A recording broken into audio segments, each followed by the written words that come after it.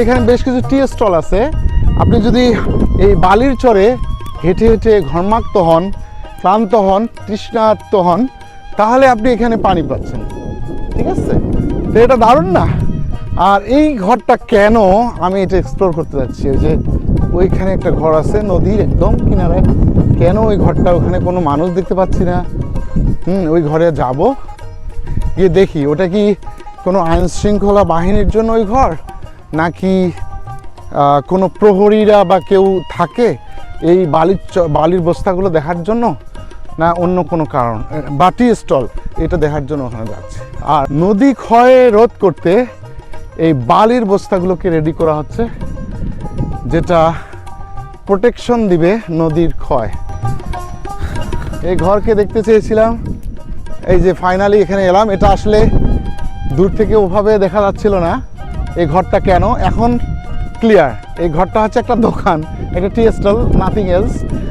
আর হ্যাঁ, দূর থেকে মনে হচ্ছে যে এটা কোনো সরকারি ঘর, যেখানে আইন শৃঙ্খলা বাহিনী থাকে এই চরকে প্রোটেক্ট করে, কোনো চোরা কারবারি বা অন্য কোনো খারাপ কিছু যদি হয় সেখান থেকে সে বিষয়গুলো দেখার জন্য। কিন্তু আসলে না, এটা একটা টি স্টল, এখন ক্লিয়ারলি দেখা যাচ্ছে। বাবা, পানি নিবে? পানি নিবে ভাই? এখানে আপনার এই চরের মাঝখানে এরকম কি, এটা চায়ের দোকান? বাহ, দারুণ তো। এখানে কতদিন ধরে আপনারা আছেন এখানে? মানে এই যে সকালে কখন আসেন, কখন শেষ করেন? সকাল 6টায় এসে রাত 10টায় চলে। এখন আমি যাব এই যে নদীর পাশ দিয়ে, হ্যাঁ, এই যে নদীর এই যে কোল ঘেঁষে কোল ঘেঁষে কোল ঘেঁষে কোল ঘেঁষে কোল ঘেঁষে ওই যে কিছু নৌকা দেখা যাচ্ছে। হ্যাঁ, আপনি দেখতে পাচ্ছেন কিনা আমি জানি না, নৌকা দেখতে পাচ্ছে। ওই নৌকাগুলো আরেকটা ঘাট। হ্যাঁ, ওখান থেকে একটা গ্রাম যাওয়া যায়, সেই গ্রামটাও আবার নদীর এই মাঝখানে চরের উপরে। তো ওই গ্রামটার নামটা কি বললো ভুলে গেলাম।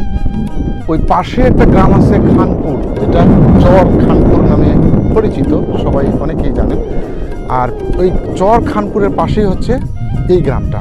আর এই গ্রামটা যাতায়াত করা হয় এই নৌকা ব্যবহার করে, প্লাস ওখান থেকে মোটর বাইক আছে।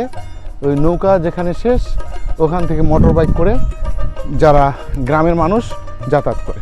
তো ওই গ্রামটার নাম জানবো, প্লাস এই যে দৃশ্য, এই যে নদী, এই যে চর, এই যে নৌকা ভ্রমণ, এই চরের বুকে ঘুরে ঘুরে হাঁটা, আনন্দ করা খুবই ভালো লাগে আমার, এটা করব।